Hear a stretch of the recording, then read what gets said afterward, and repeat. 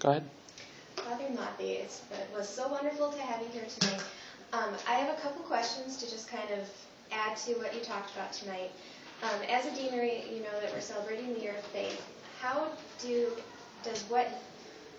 should we take what you say tonight through the rest of our sessions and just kind of frame our reference for how we learn about the council and the church?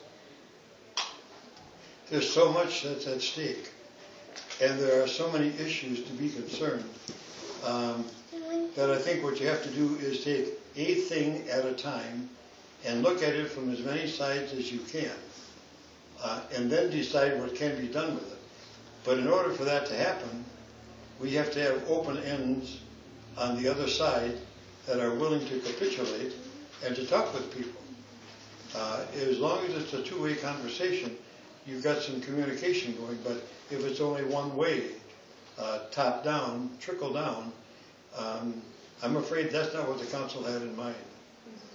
Not at all. As I read the documents on the church in the modern world, and on liturgy, these are three strong pillars that really need attention from all of us as they need participants.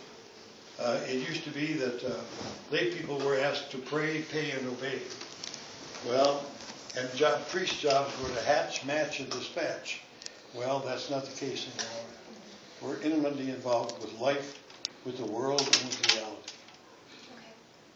Okay. My other question is, I thought it was kind of interesting how you began your ecumenical work in Green Bay before the council even. It sounded like it was almost a mini council that you created when you started the center, inviting all the different faiths.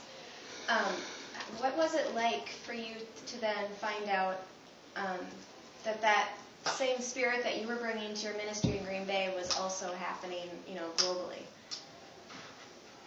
Well, I think it was an interact. What we were doing and what they were doing, we were doing simultaneously. But we were encouraged to do it at the local end because they were doing it at the international end. And when you get people who are involved at that high level of management and have the opportunities and the capacity to draw on the best of brains and the experts in the field, we couldn't have any of that. So we had to use what they had. But every decision they made was met with a great deal of joy and profound gratitude by all of us who were working at local levels. This was beginning to show up in lots of kinds of things. The Christian family movement was one for married couples. The Christian student movement was another one for students in high school and in college.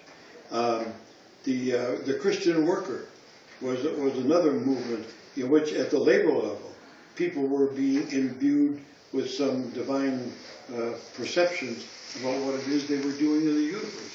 And so, at all kinds of levels, things were going on simultaneously. It was a hotbed of grace. That's wonderful.